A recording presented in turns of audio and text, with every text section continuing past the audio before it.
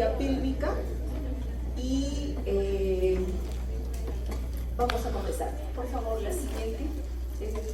Va en modo presentación para que puedan alcanzar a ver los que están atrás.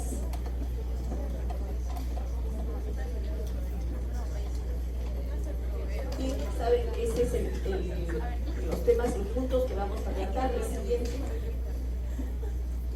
Y ahí comenzamos. Bien, para enfermedad inflamatoria pélvica vamos a iniciar mencionando que anatómicamente, fisiológicamente, inmunológicamente, las mujeres tenemos algún tipo de barrera de prevención de una enfermedad inflamatoria pélvica. Y vamos a tener dentro de las barreras anatómicas, estructurales, ¿no?, las secreciones vaginales propias de la mujer, que va a ser diferente de acuerdo a la edad. No vamos a repetir porque esto ha sido motivo hasta en el seminario, ¿no? El moco cervical, de igual manera, que va a tener una diferente estructura de acuerdo al ciclo menstrual. La secreción del endometrio, igualmente, acuérdense de la curva aquella que tenemos que conocer muy bien, lo que es el ciclo menstrual. Y el líquido tubular, el líquido que se produce dentro de las trompas, de igual manera van a ser barreras físicas que pueden impedir una infección, una enfermedad inflamatoria pélvica.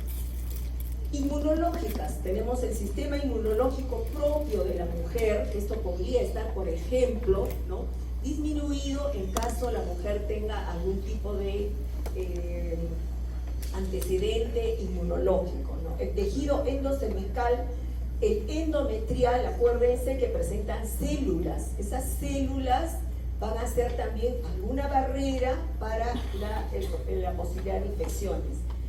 Inmunocompetentes, células inmunocompetentes que son y que tienen inmunoglobulina A, que es la que actúa a nivel celular. Y la protección de la flora bacteriana de la vagina, que principalmente es el lactobacillus.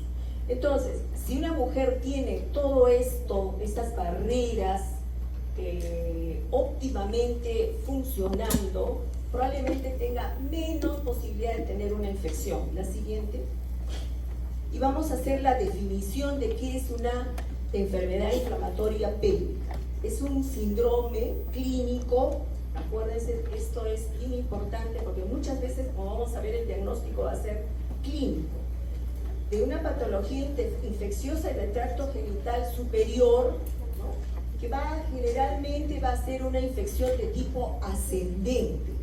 O sea, va a comenzar el tracto genital inferior, comienza de la parte más baja y puede ir ascendiendo. Y puede comenzar con una cervicitis, que es una infección del cuello del útero, puede ser una endometritis, las trompas, que son las salpingitis, ¿no?, los ovarios, la ooferitis, los parametrios, la parametritis, y cuando está comprometiendo todo el peritoneo pélvico, es una pelviperitonitis, de arriba para abajo. Y esto va a dar, cuando ocurre el cuadro clínico, va a dar también la severidad. La siguiente. ¿Y cuáles son los factores de riesgo? Aquí vamos a tratar un poco lo que mencionó el doctor que me ha antecedido, ¿no? Los efectos que ocasionan significan efectos económicos negativos para la paciente, la familia y el sistema de salud. ¿Por qué? Porque estas señoras, estas mujeres, van a recurrir múltiplemente. ¿Sí? ¿Puedo agrandar un poco más la pantalla? Sí, ¿podrías ponerlo en modo presentación? No sé si eso es lo que...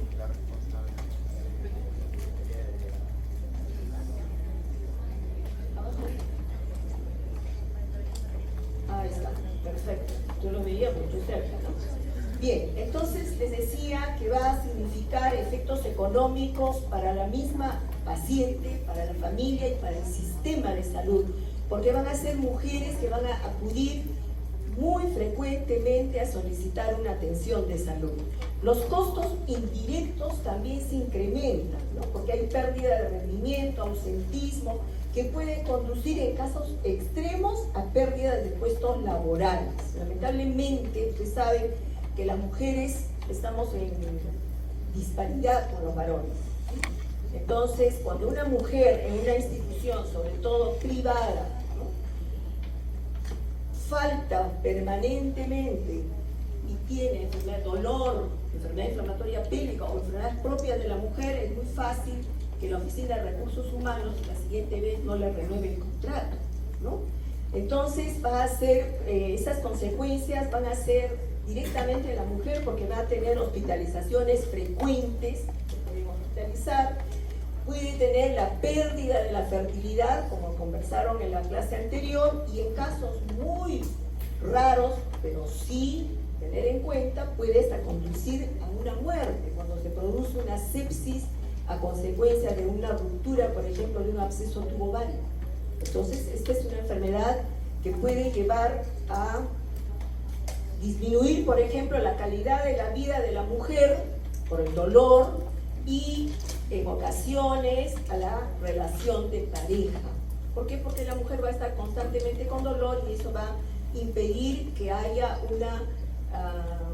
el coito, porque va a ser doloroso y eso puede alterar la relación de pareja. La siguiente. ¿Cuáles son los factores de riesgo relacionados con el comportamiento sexual? Edad, las adolescentes tienen 3 veces mayor riesgo de hacer enfermedad inflamatoria pélvica y sobre todo cuando inician las relaciones sexuales las adolescentes a muy temprana edad, 11, 12, 13 años. Ustedes ya saben que el embarazo en adolescentes, por ejemplo, se ha incrementado. Y se inician relaciones muy precozmente. ¿Por qué? Porque su anatomía todavía no ha obtenido todas aquellas barreras que hemos mencionado. Múltiples parejas, una pareja nueva, reciente, por eso cuando hagamos la parte clínica tenemos que indagar sobre esos antecedentes.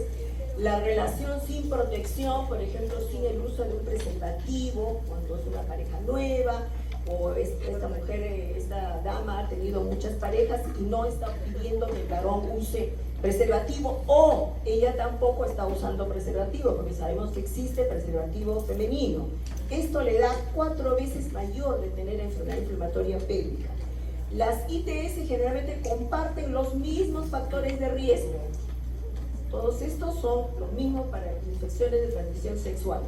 La historia de ITS en la paciente o su pareja. Uno le pregunta y dice, sí, he tenido hace 3 semanas, 4 semanas, me dijeron que tenía una infección de transmisión sexual, o menciona que la pareja, por ejemplo, ¿no?, ha tenido herpes, ha tenido gonorrea, etc.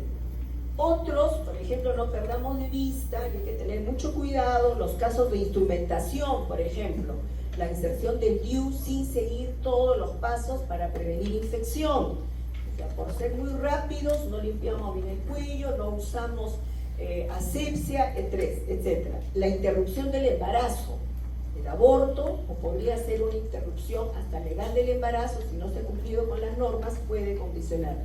Una histerosalpingografía, una histeroscopía o una histerosonografía que no se está teniendo cuidado puede conducir a problemas infecciosos. Y una fertilización in vitro, lo que acaban ustedes de recibir la charla, en las cuales no hayan seguido todos los estándares de sanidad. La siguiente. Entonces tenemos que preguntar a la paciente, ¿cuál es el cuadro clínico? ¿Qué tiene una mujer que tiene una infección, o sospechamos de una infección de una enfermedad inflamatoria pélvica? Lo típico va a ser el dolor en mi abdomen inferior, generalmente es bilateral. Si es unilateral, tenemos que estar pensando en otras posibilidades. Náuseas, vómitos, malestar general cuando el caso es grave, pero lo que viene, el síntoma principal es el dolor. Puede haber una dispareunia que puede ser de inicio reciente cuando el cuadro es agudo, fiebre que no siempre está presente, sangrado uterino anormal y secreción vaginal o cervical anormal. La siguiente. Y esto es más o menos para darle a ustedes, para que puedan ver cómo es las imágenes de una enfermedad inflamatoria pélvica por laparoscopía, por lo que vamos a ver más adelante. El gold estándar para el diagnóstico es la laparoscopía. Y ven ahí el cuadro inflamatorio, está eritematoso, y en el otro lado, lo que en ocasiones ya posteriores generan cuadros adherenciales. Simplemente esto de acá es para que ustedes recuerden cómo es la instrumentación para una laparoscopía.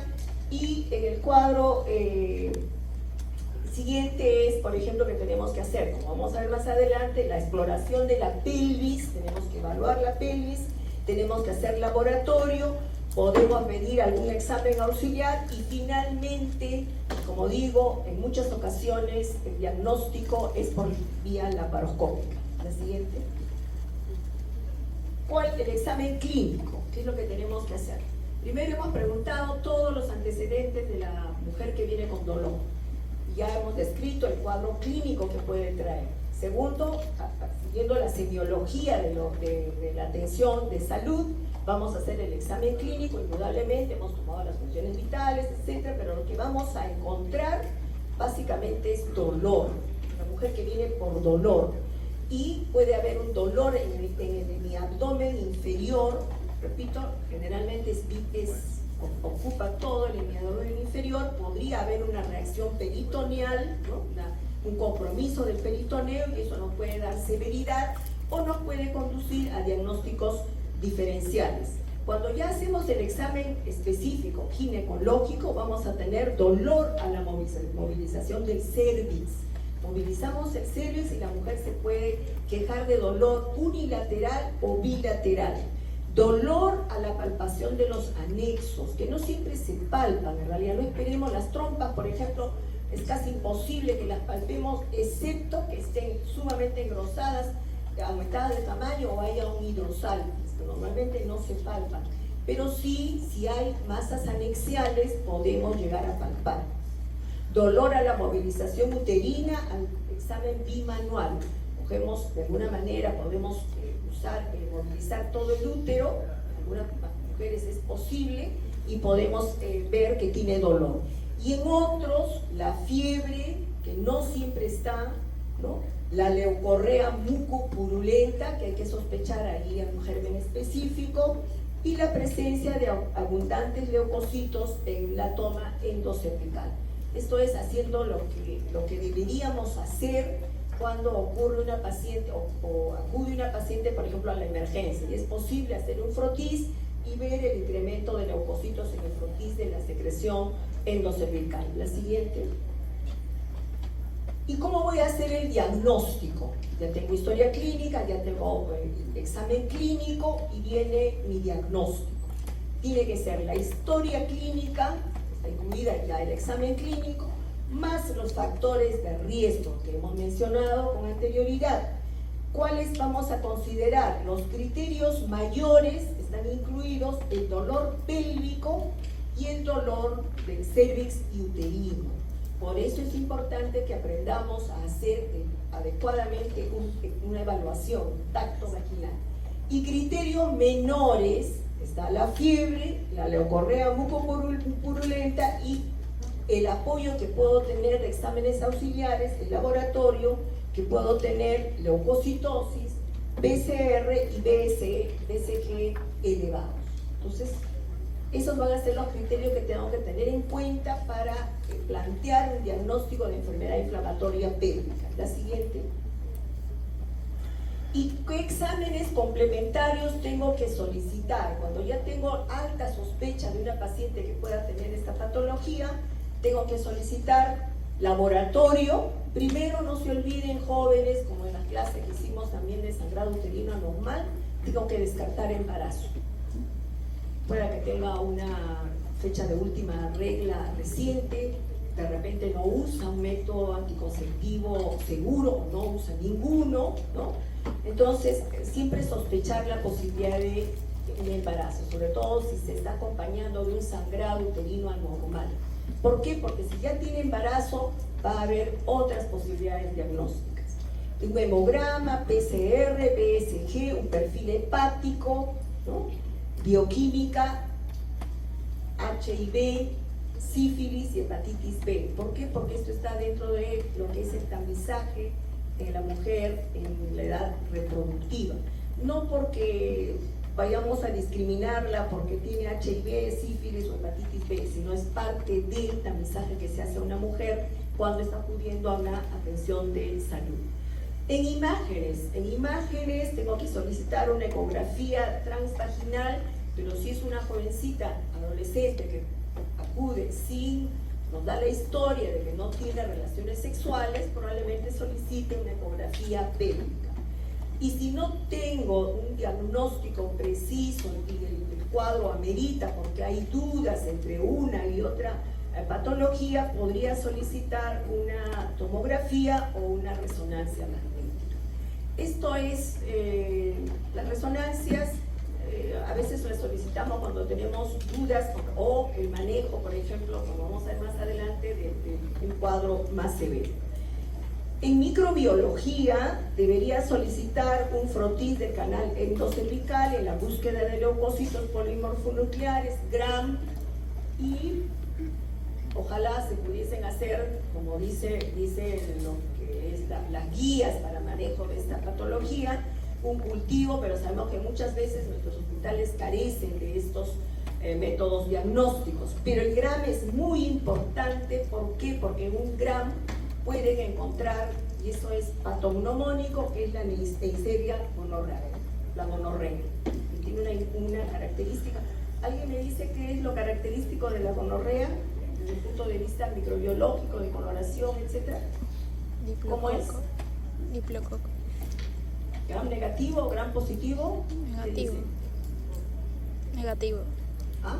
¿Alguien? Negativo. Escuché un negativo, pero con mucho temor. Es un gram negativo. Es un, ¿cómo es? Es un diplococo, acuérdense. Es un diplococo, ¿no? Y puede también encontrarse Chlamydia trachomatis, el Mycoplasma genital. Eso es lo ideal, pero sí se puede llegar a hacer hasta un gramo. Cultivo, como repito, a veces no siempre, pero un gramo sí. Si nos dan el diagnóstico de gonorrea, ya o nos informan que es gonorrea, nuestro diagnóstico está confirmado. La siguiente. ¿Cuáles son los diagnósticos diferenciales?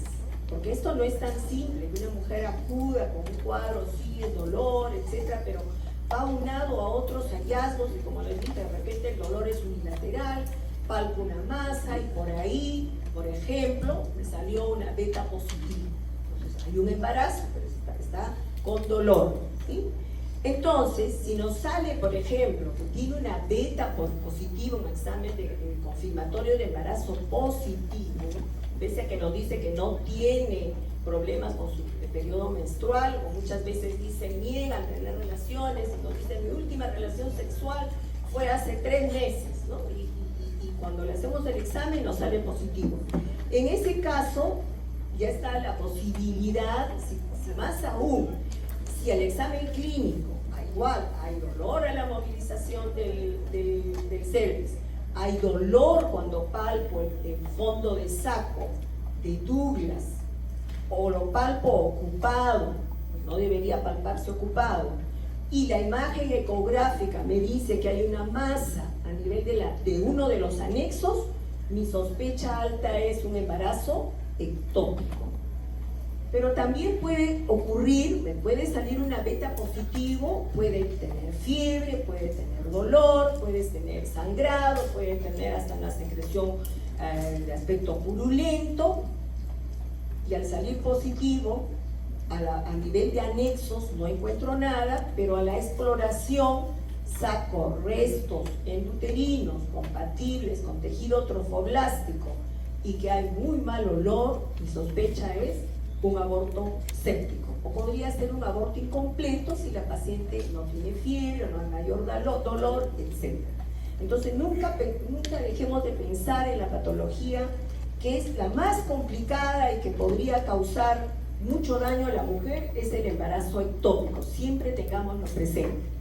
Pero si la paciente hemos descartado la posibilidad de embarazo, pensemos en un cuadro que da mucho dolor, ¿no? Da dolor, da dismenorrea, da dispareunia, da sangrado uterino anormal, que puede ser una endometriosis severa, la adenomiosis es muy dolorosa, es esta patología se ha incrementado tremendamente en los últimos años.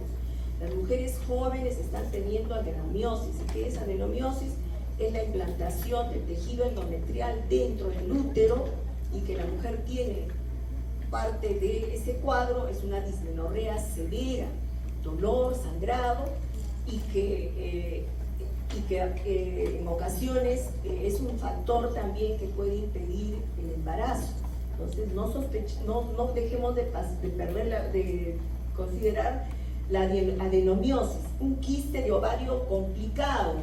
Si palpamos una masa muy clara, que duele, y que la ecografía nos dice, vemos una masa de 6-7 centímetros en anexo tal, de contenido líquido, puede ser contenido mixto, contenido sólido, es una masa anexial.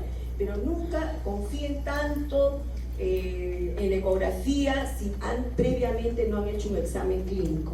Puede ser simplemente una dismenorrea severa, ya han tenido ustedes clases sobre dismenorrea, no hay ninguna masa, no hay ningún hallazgo, pero sí hay mucho dolor, ¿no? Y una mujer que pueda tener una ovulación dolorosa, ¿no? Hay mujeres que en el momento que ovulan tienen mucho dolor y puede haber hasta cierto grado de reacción peritoneal, y a la ecografía en anexos no veo nada, pero puedo ver una escasa cantidad de líquido en el fondo del saco.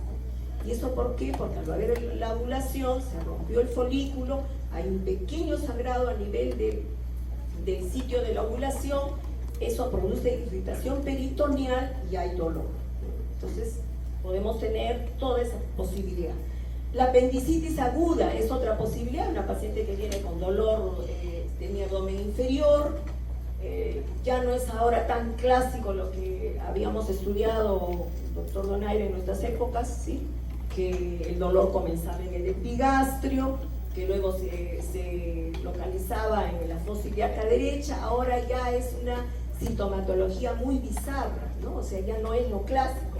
Entonces puede venir con dolor pélvico, pero al examen clínico uno puede determinar que el dolor está localizado en la fosa ilíaca derecha, que no palpo nada en los anexos, que no tengo mayor dolor a la movilización del cérvix, que tiene fiebre de repente, etcétera, y la posibilidad de una apendicitis aguda. Pero si de repente tiene, además del dolor pélvico, puede tener hasta fiebre y está con un cuadro de dolor diarrea, por ejemplo, ¿no? Cuadros de alteración de su régimen defecatorio, y tiene por ahí antecedentes de repente de diverticulitis, tranquilamente puede ser un cuadro de origen gastrointestinal. Pero siempre, como digo, tener en mente todas las posibilidades que pueden significar mayor riesgo para la paciente. Si vemos, acordémonos lo que tenemos anatómicamente, ¿no?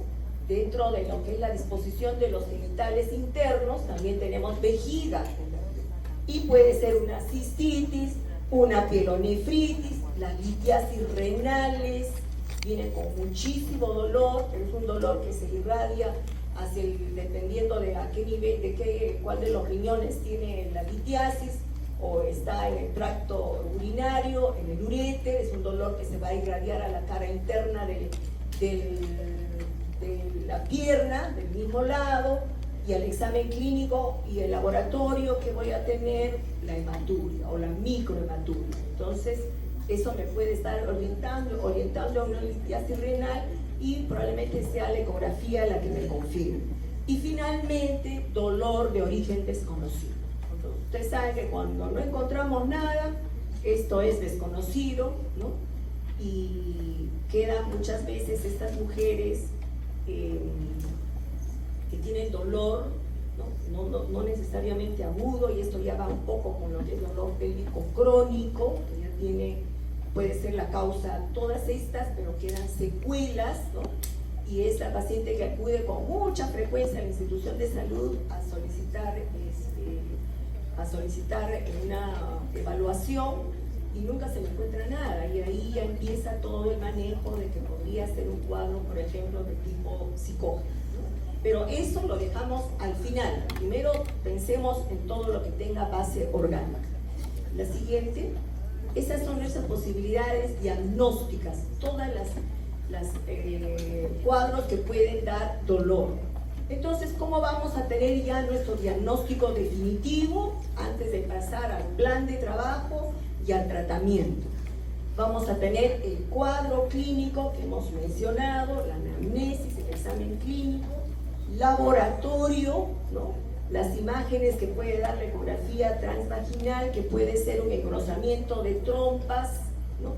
Ahora los equipos tienen alta resolución y nos pueden dar esas imágenes, que puede haber con o sin líquido libre en el fondo de saco, ¿no? Porque es un cuadro inflamatorio. Y si hay dudas y la imagen ecográfica nos dice que hay líquido, pero yo quiero estar bien seguro de qué tipo de líquido es y quiero aislar el germen, por ejemplo, ¿qué procedimiento voy a hacer? La culdocentesis, que es punzar el fondo de saco. Un procedimiento que hoy en día no lo hace mucho, lamentablemente, pero es un procedimiento que ayuda bastante. ¿Por qué? Porque se está recurriendo mucho a lo que es imágenes. Es un procedimiento que todo ginecólogo debe saber hacer. No se necesita mayor equipamiento, sino cierta destreza. Puedo solicitar una tomografía, una resonancia, y ahí sí va a ser mucho más claro el compromiso de las trompas y nos va a dar, por ejemplo, la presencia de colecciones en las trompas y los ovarios. Esto nos ayuda mucho, por ejemplo, en los casos de absceso tubo-ovario, la resonancia. Pero es un examen auxiliar que no siempre lo solicitamos, y acuérdense que no todas las instituciones públicas de salud cuentan con resonador y el costo es mucho mayor, ¿no? Puedo llegar, por ejemplo, a hacer una biopsia endometrial y ahí puedo aislar los gérmenes. Es un procedimiento que realmente no se hace, ¿no? Pero el gol estándar del diagnóstico y decir esta es una enfermedad inflamatoria pélvica, hoy en día tenemos la laparoscopía. Antes, ¿cuál era? La laparotomía, ¿no? Que es una cirugía ya mayor, ¿no? Que tiene ciertos riesgos, que hace que la paciente se quede más días hospitalizada, etc. Indudablemente la laparoscopía tampoco no está libre de riesgos, por eso que el personal que lo haga es personal que está entrenado. Pero es un procedimiento que se puede hacer rápidamente, no da mayor morbilidad, la recuperación es más rápida y nos permite visualizar directamente los órganos genitales internos y poder tomar muestras.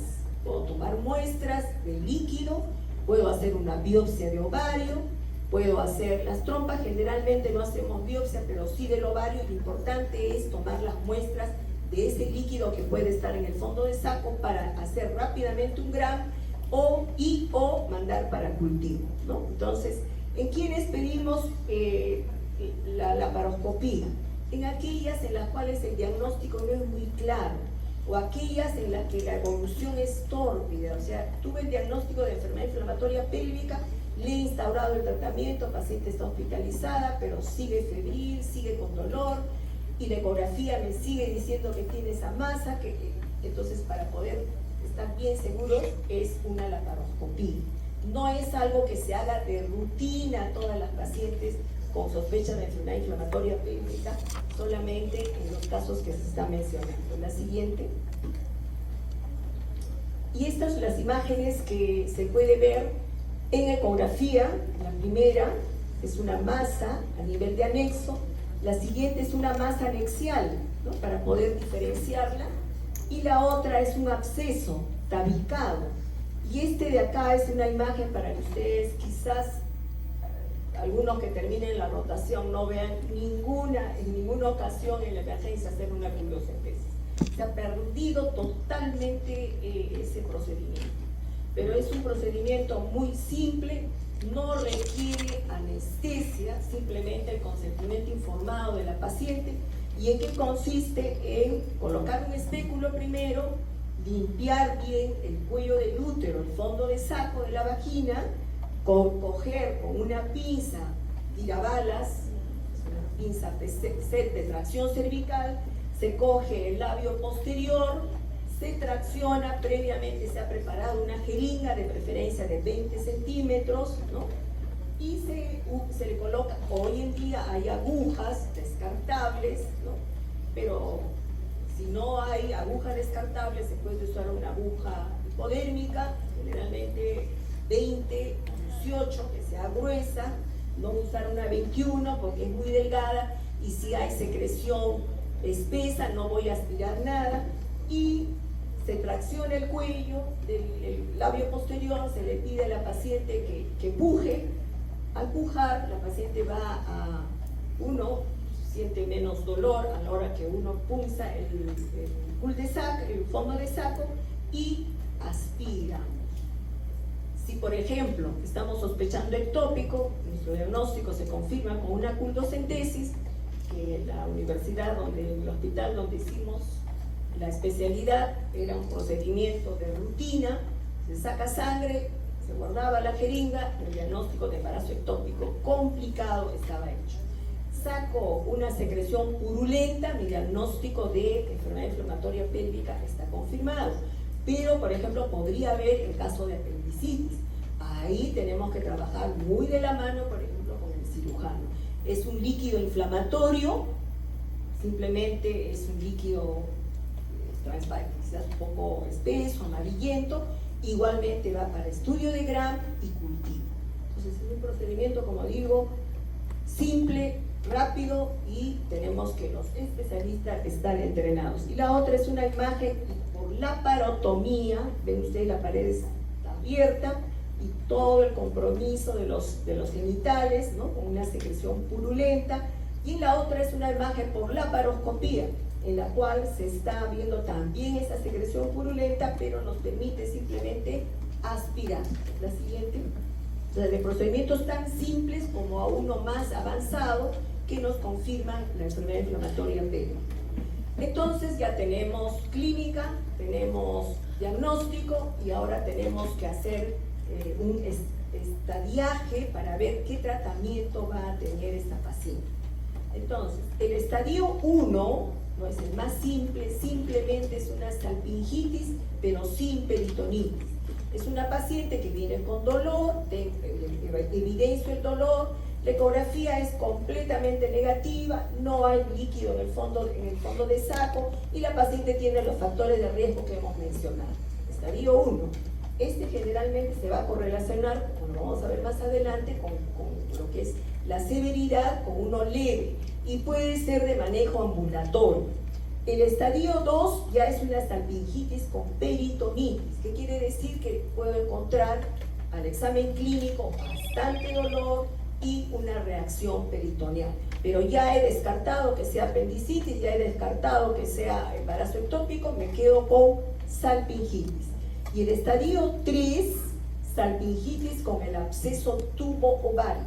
¿Qué voy a tener? Una señora con todos los antecedentes, cuadro clínico de dolor, al examen clínico dolor, fiebre, leucocitosis, PCR elevado, BCG elevado, y al examen clínico palpo una masa muy dolorosa que me va a confirmar la ecografía transvaginal.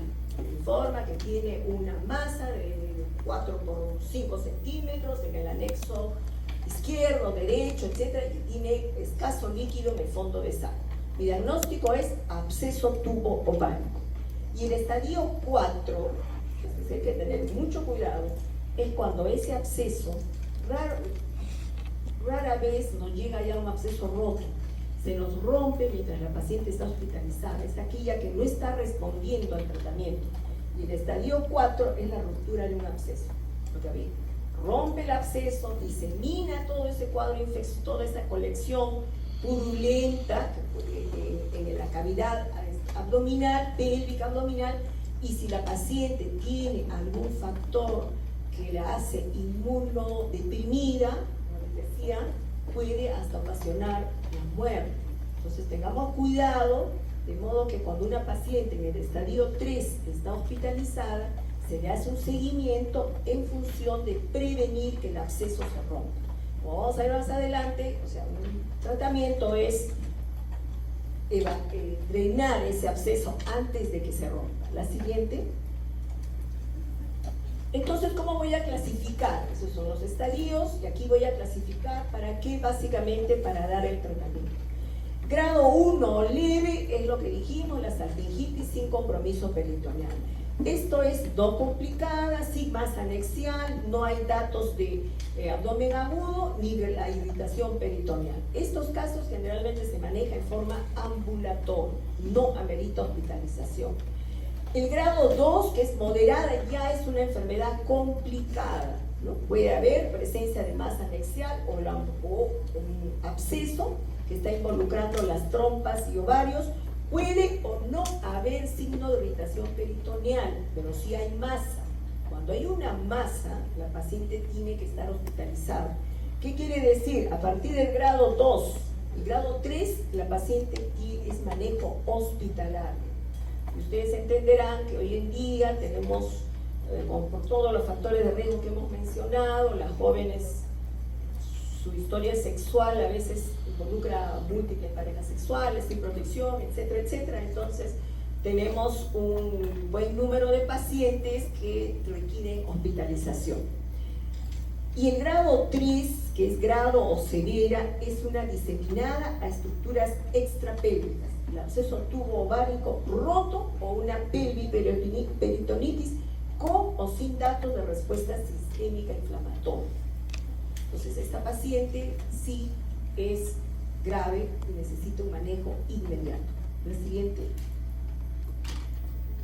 ¿Cuáles son los gérmenes generalmente involucrados? Como esta es una enfermedad que está en relación a lo que es la vida sexual de una mujer, generalmente son los gérmenes de transmisión sexual. Tenemos gonorrea, clamidia y micoplasma.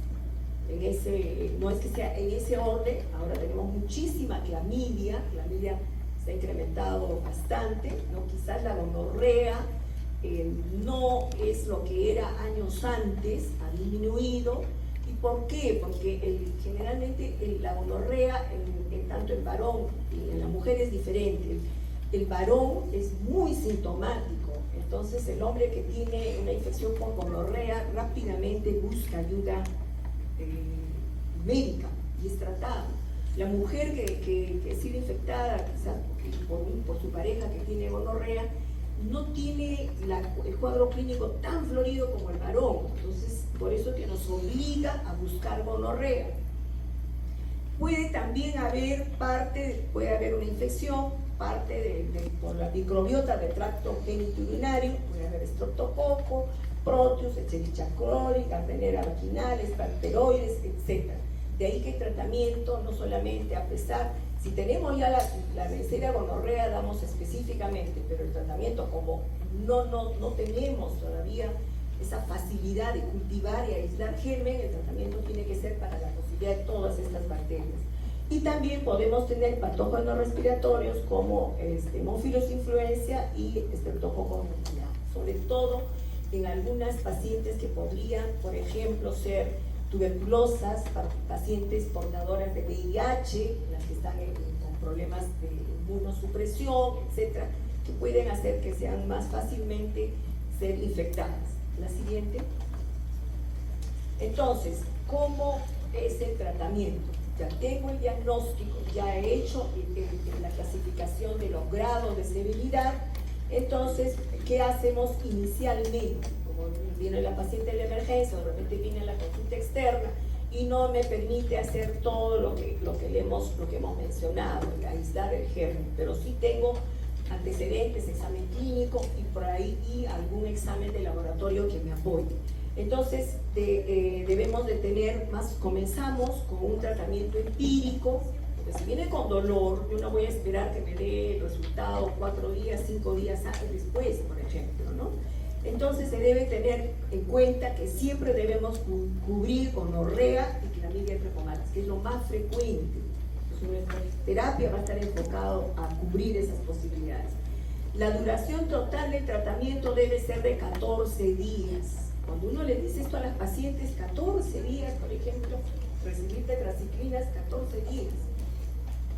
Porque de lo contrario, estas pacientes pueden mejorar sintomáticamente, dejan de doler, ya no tiene molestias, bajó la fiebre, dicen, no, tomo 7 días. Y luego tenemos el problema que esto puede convertirse en algo crónico.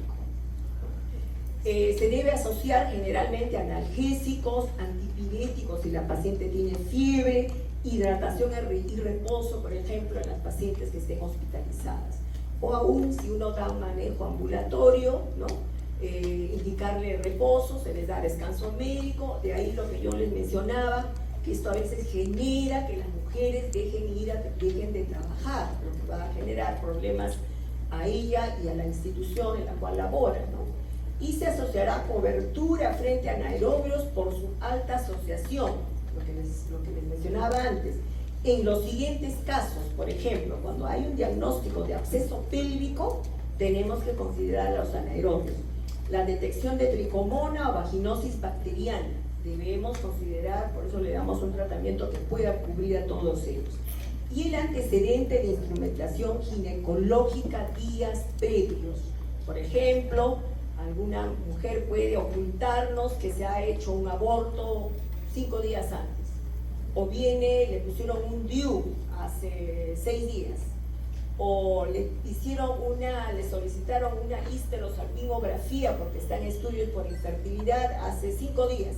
Entonces, teniendo en cuenta todos esos antecedentes, debemos de dar el tratamiento correspondiente. La siguiente. ¿Y cuál es el tratamiento de acuerdo a los estadios? En el estadio 1, acuérdense, ¿no?, que era la paciente ambulatoria, de primera elección. Ceftriaxona 1 gramo intramuscular, dosis única. ¿Qué me va a cubrir la ceftriaxona? Gonorrea. La sociodoxiciclina 100 miligramos cada 12 horas vía oral por 14 días, más metronidazol 500 miligramos cada 12 horas por 14 días. La tetraciclina produce irritación gástrica. El metronidazol tiene un sabor metálico, entonces siempre aclararle a la paciente que va a sentir esas molestias. Y la recomendación es, por ejemplo, que ingieran la vía oral con estómago lleno, ¿no? O sea, que hayan tomado desayuno, que hayan cenado, y que el desayuno, por ejemplo, no sea una taza de café solamente, porque el tratamiento es largo, ¿no? Siempre, jóvenes, una recomendación, con los años me he enseñado a siempre probar las medicinas, ¿no? Sobre todo aquellas que son pediátricas. Uno cuando tiene hijos siempre prueba. ¿Por qué? Porque hay que saber qué sabor tiene para que si el niño lo rechaza o no. Y lo otro es saber que hay algunos medicamentos que tienen algunas molestias. Por ejemplo, el hierro, esa sensación de lutar hierro. Y el metronidazol tiene una sensación muy semejante. Entonces, aclararles que va a tener esas molestias y no por eso tiene que suspender la terapia. Si es alérgica a la penicilina, lo dice la primera consulta, soy alérgica a la penicilina, entonces, ¿qué es lo que no le puedo dar? ¿Qué no le daría de la primera? La ceftriaxona, ¿no es cierto? Porque la ceftriaxona es una cefalosporina que es primo hermano de la penicilina, entonces podría tener una reacción cruzada. En ese caso voy a darle acitromicina 2 gramos vía oral, dosis única. Y por ejemplo, cuando le dicen, ¿cuánto trae la tabletita de acitromicina? 500 miligramos. Para 2 gramos, ¿cuántas tiene que tomarse? 4. Y dicen, 4 tabletas en una sola toma. Hay que explicarle que eso es necesario, ¿sí? En una sola toma. A veces dice, pero si me la tomo cada 6 horas, no es lo mismo. Las 4 tabletitas. Doxiciclina vienen haciendo lo mismo, y el metronidazol siempre por la sospecha de anaerobios. En caso de pacientes alérgicos a la penicilina. Pero si nos dice que es alérgico a las tetraciclinas, que es poco frecuente en realidad, pero pueda que los haya, ¿no? Sigo con ceftriaxona, pongo intramuscular, acitromicina, 1 gramo vía oral, repetir 1 a la semana, 1 gramo, o sea, 2 tabletitas, y sigo con metronidazol 14 días. Se dan cuenta que la terapia es larga, y si esta paciente no tiene una cobertura por algún seguro, ¿no? Eso no es tan barato. No es tan barato, sobre todo si lo compra de marca. Los genéricos son mucho más baratos y son igualmente efectivos. Y esto, si la paciente tiene el CIS o tiene un seguro, sí tiene cobertura. La siguiente, estadio 1, manejo ambulatorio. Y siempre cuando la paciente se le da la indicación, es decirle, no darle y decirle, bueno, le doy por 14 días, regresa en 2 semanas. Darle los signos de alarma por el cual tendría que regresar antes. Uno de ellos es persistencia del dolor. Se dice que con la terapia, más o menos a las 72 horas, el dolor debe de disminuir más del 80%. Pero si está el tercer día y el dolor persiste, 2, si tiene fiebre, no tenía fiebre, estadio 1, generalmente el paciente no tiene fiebre, pero si al 4.º día empieza con fiebre, signo de alarma. Y tercero, si hay mayor compromiso, fiebre, dolor abdominal, náuseas, vómitos, son signos de alarma por el cual la paciente tiene que regresar.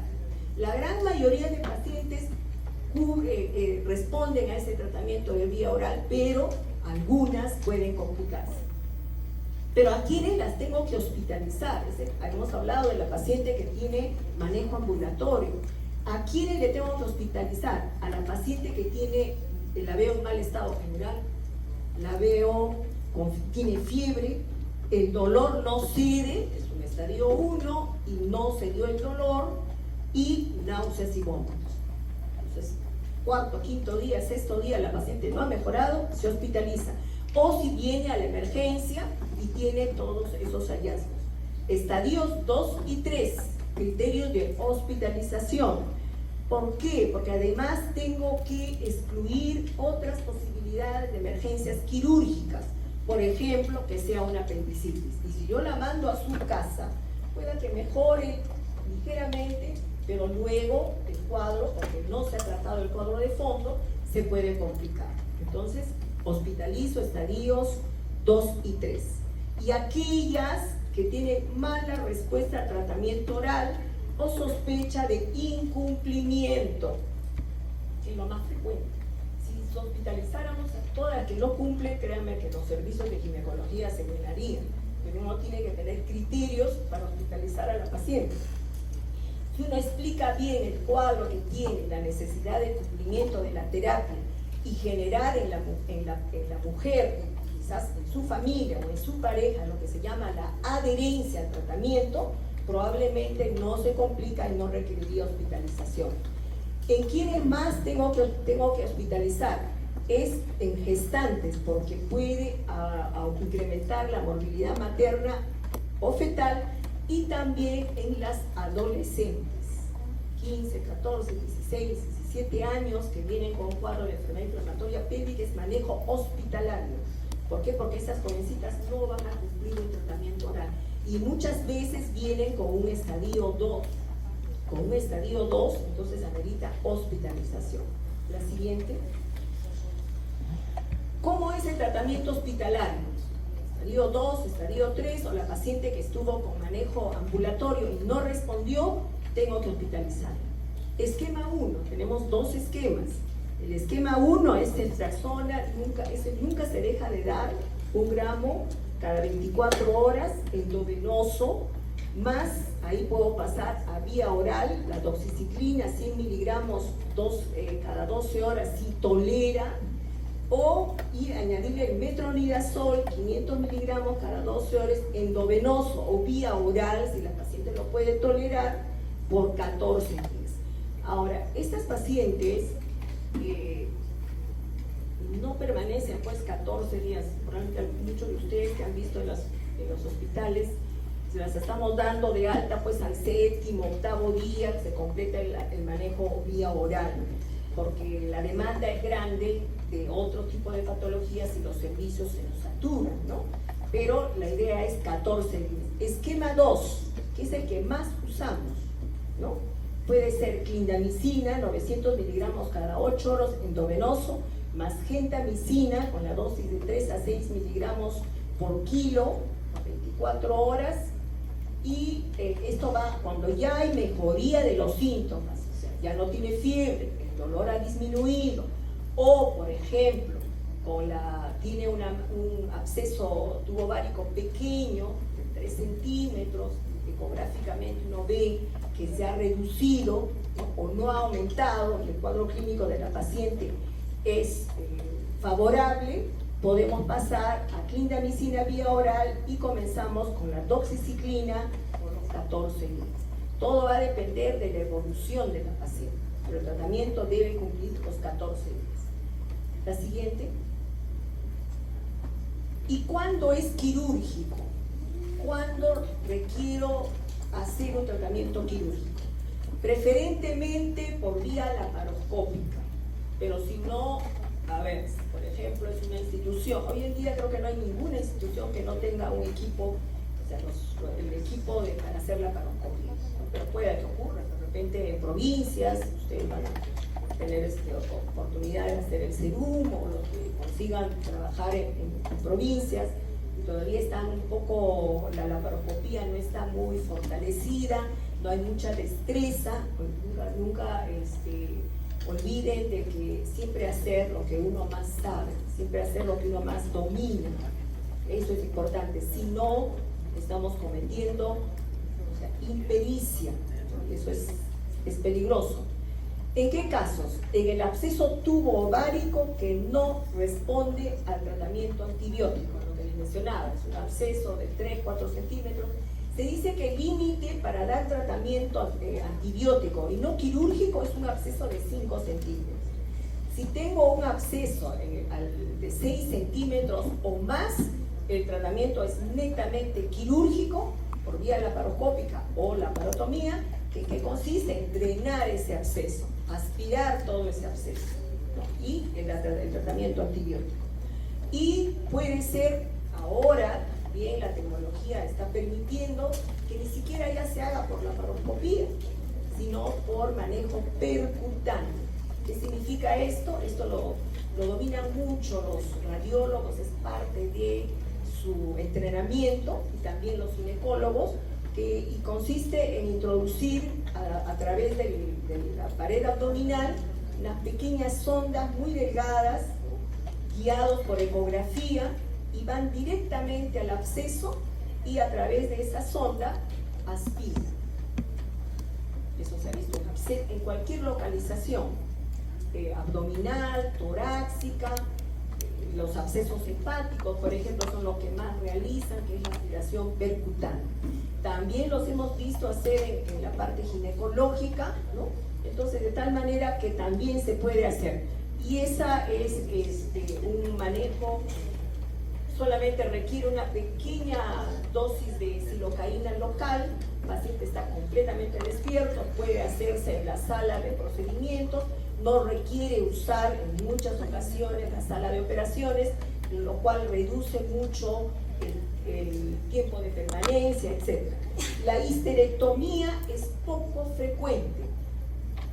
Tengamos presente algo por que siempre se hace el tratamiento el que corresponde.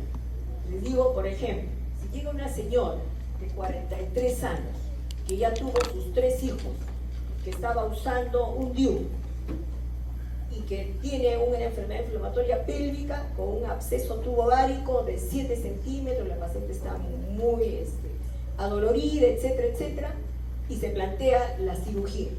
Y por ahí alguien, vamos, el presidente del tercero que está ávido por hacer procedimientos quirúrgicos, dice, doctor, doctora, ¿y por qué no le sacamos el útero? Uy, se entusiasman todos, dice, doctor, le voy a preparar todo y vamos a hacerle una histerectomía. No es el tratamiento, pues, en aras de que ya tuvo hijos, si ya le quitamos el útero, no va a menstruar, etcétera, etcétera. No es el procedimiento correspondiente. ¿Por qué? Porque está haciendo, 1, tiempo operatorio prolongado, 2, a la hora que abren acuérdense, cuando drenan el absceso, abren ese absceso, van a diseminar toda la secreción, entonces tiene más posibilidades de que esa señora en el postoperatorio, que haga primero absceso residual, o sea, que vuelve a hacer absceso, no solamente en la parte pélvica, puede ser en todo el abdomen. Se puede infectar la cúpula vaginal que han dejado. ¿Por qué? Porque han trabajado sobre un lecho infectado. Entonces, ¿qué procedimiento se hace? Simplemente el drenaje del absceso. ¿sí? Es igual que el apendicitis, ¿no? O por ejemplo, me están operando de la vesícula, para que no me operen, no vuelva a entrar a sala de operaciones, sácame el apéndice. Antes hacía eso, no se hace un solo, o en la cesárea, ¿no? Estoy en la cesárea, doctor, pero si aproveche, por ahí está el apéndice, sácame el apéndice. Tampoco, solamente lo que está indicado, nada más. No se hace esos procedimientos, ni siquiera como entrenamiento. La siguiente. ¿Cuáles son las situaciones especiales? ¿Se acuerdan que habíamos hablado de DIU, las instrumentaciones, etcétera? Si la paciente es portadora de DIU, que también es un factor que puede ocasionar una enfermedad inflamatoria pélvica, no se dice que no por el uso del DIU, sino muchas veces es el momento en el que se hizo la inserción del DIU, ¿no? Entonces no tuvieron en cuenta lo que habíamos mencionado. Es recomendable el retiro, en especial cuando no hay mejoría clínica. Retiro el DIU. La paciente se queda desprotegida y tiene que elegir un método anticonceptivo. El tratamiento de pareja. Acuérdense que esto es un problema por infección de transmisión sexual. Se debe ofrecer también la detección de ITS a las parejas sexuales. En este caso, recomendamos a la pareja que reciba doxiciclina, la misma dosis, pero no por 14 días, sino 7. ¿Ya? Y decir conversar con la pareja. Se prescindirá del tratamiento en caso de EPI, sea secundaria a instrumentación uterina. Si se hizo una histerosalpingografía, si se hizo alguna otra, no voy a dar tratamiento a la pareja, salvo que tengamos alta sospecha de que pueda aportar una ITS, ¿no? En caso de enfermedad inflamatoria pélvica más gestación, es un evento muy poco frecuente. ¿Por qué? Porque se dice, acuérdense cómo es la infección, es ascendente, cuello, endometrio, trompas, y si hay un embarazo, se asume que ese endometrio, o sea, la cavidad uterina está ocupado por un saco gestacional que podría actuar como una barrera, pero eso no siempre ocurre. Si se produce una enfermedad inflamatoria pélvica más gestación, muy poco frecuente, pero no como les dijimos, es una indicación de hospitalización, pero no usamos tetracyclinas. Puede prescribirse, por ejemplo, en estos casos, testosterona 2 gramos, acitromicina, metronidazol, y con la mejoría de los síntomas puede pasar a vía oral hasta completar la semana 14. La siguiente. ¿Cuáles son las complicaciones? Las complicaciones tempranas o precoces, cuando la paciente está hospitalizada, lo que tenemos que tener más temor es la ruptura del acceso tubo-ovárico, la peritonitis, el síndrome de Fitzhugh-Curtis, que la verdad, la literatura dice que está entre un 10 a 14%, es un porcentaje alto, pero que yo recuerde en mi experiencia clínica, que lo hayamos diagnosticado como tal, si la memoria no me falla, nunca. ¿Pero por qué? Porque no sospechamos en esa posibilidad. ¿En qué consiste este síndrome? Es el compromiso de la cápsula hepática sin compromiso parenquimal, inflama la cápsula, produce dolor, el dolor es el hipocondrio derecho. ¿Y por qué no se diagnostica y no sospechamos? Porque muchas mujeres van por el dolor en el hipocondrio derecho y el dolor abdominal puede no ser tan intenso. ¿Quiénes evalúan el dolor en el hipocondrio derecho? ¿No? Medicina interna, cuando dices, hay sospecha de que puede ser la vesícula, una colecistitis, le toman la ecografía, por ahí tiene unos calculitos, está un poquito distendida, vamos a darle antibióticos, el cirujano la ve y dice, no es quirúrgico, tratamiento médico. Y de repente, por ahí tenía una enfermedad inflamatoria pélvica, o sea, no la hemos diagnosticado. Que la gran mayoría responde a tratamiento médico, solamente es tratamiento quirúrgico en caso se produzcan adherencias, porque como repito, esto es compromiso de la cápsula, no parenquimal, entonces crea adherencias y puede simular muchas veces, acuérdense donde tenemos, el hígado está debajo del diafragma, y va a tener mucho dolor con la respiración, va a simular a veces un cuadro pleurítico, etc., ¿no? Pero como tal, honestamente, como diagnóstico de este síndrome, yo no recuerdo ninguno. Quizás hay que hacer más acuciosos, hacer más preguntas, examinar más a las mujeres que tienen como cuadro de derecho. Y las tardías, que son las que realmente generan todo ese compromiso para la salud de la mujer, del mismo sistema de salud, son las que las que llegan a infertilidad. ¿Por qué? Porque producen obstrucción de las trompas. Por eso, como van migrando, ¿no?, se obstruyen las trompas, y esto es más frecuente, por ejemplo, en gonorrea y en clamidia. Y esta obstrucción de trompas, ¿qué puede llevar? El embarazo ectópico, que se va a multiplicar de 6 a 7 veces en esa mujer que ha tenido enfermedad inflamatoria previamente. El dolor pélvico crónico, lo que conversábamos, si no se trata adecuadamente, estas mujeres quedan con dolor y van a estar repetidamente acudiendo a las instituciones de salud. Y se menciona que un 30% de mujeres quedan con secuela de dolor pélvico. Es altísimo este porcentaje. Y más aún, un 15 a 20% va a recurrir a lo largo de su vida. Por eso le decía que esto repercute mucho en la calidad de vida de la mujer. Es muy, muy lamentable tener este cuadro, y que lo hemos visto muchísimas veces en las instituciones públicas y privadas, y que es causa de consulta. La ve un médico, no responde, pero la ve otro, ya es una paciente típica que la ha visto todo el departamento de ginecobstetricia. La siguiente. Y esta es la bibliografía. He hecho, no sé, creo que me he pasado de la hora, hacer los 45 minutos, pero es largo. Así que, doctor, muchas gracias.